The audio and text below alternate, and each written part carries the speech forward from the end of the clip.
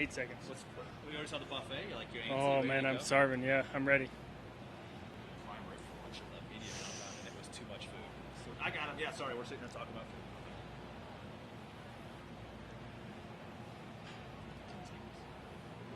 Thanks. That's a good round of golf. I enjoyed it. I'd like to have 2 shots back, but that's not terrible.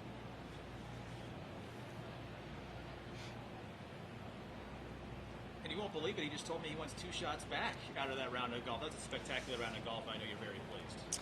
Yeah, absolutely, especially with the run I've been on here. The last forever, it feels like. But it's been a little while since I shot 62 in tournament play, and to be able to post one this morning feels quite nice. I'm going to have some lunch now, watch the other guys play some golf, and think about the weekend. Season low by a couple. What did you like most about this start or this round of golf today that you take into the weekend confidence-wise?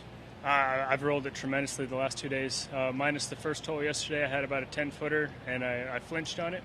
So I went back to the claw grip and just not thinking about the first putt, and I've rolled it beautifully the last 35 holes and had a chip in today, but yeah, it was just the hole was nice and big. I made a ton of left to righters, which isn't usually the case, and we added them all up to 62. We were talking on the air, it's only the second time this year in the entire PGA Tour schedule we're playing true bent grass greens. You've played on bent most of your life, being from a colder sort of climate. Do you like it when you get out here on these types of surfaces, or at this point in time in your career, does the grass really matter at that point in time to be comfortable putting? I mean, to be honest, I love any surface that I'm making putts on, and this week it just happens to be bent. But like you said, I grew up north. I've seen a lot of bent, a lot of poets. It's what I'm most comfortable on, and we haven't seen it in a while, and I haven't putted great. But this week, it's just everything feels really good on the greens, yeah. and as a result, the putts are going in.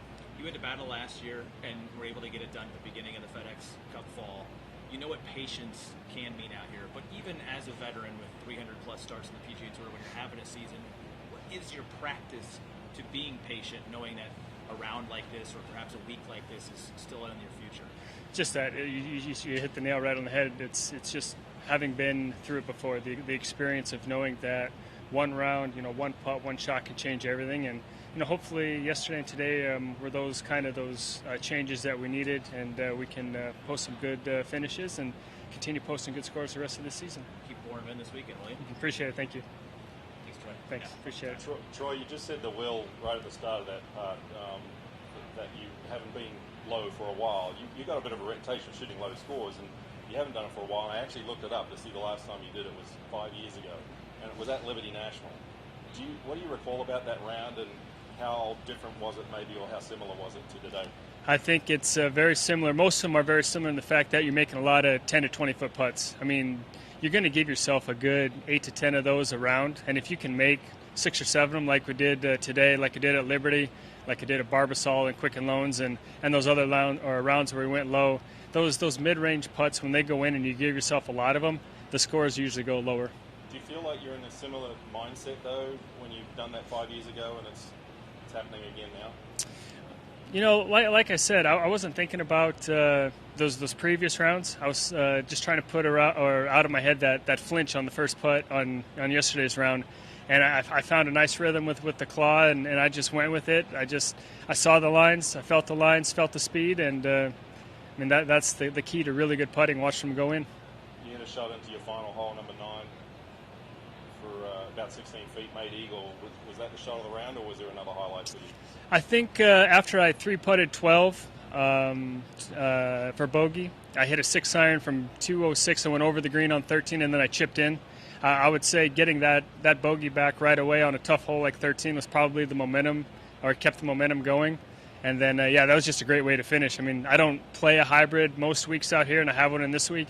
It's not one of my more comfortable clubs, and I was laying plenty left. I was not bringing that creek into play, and it just came off beautifully and was able to convert the eagle putt.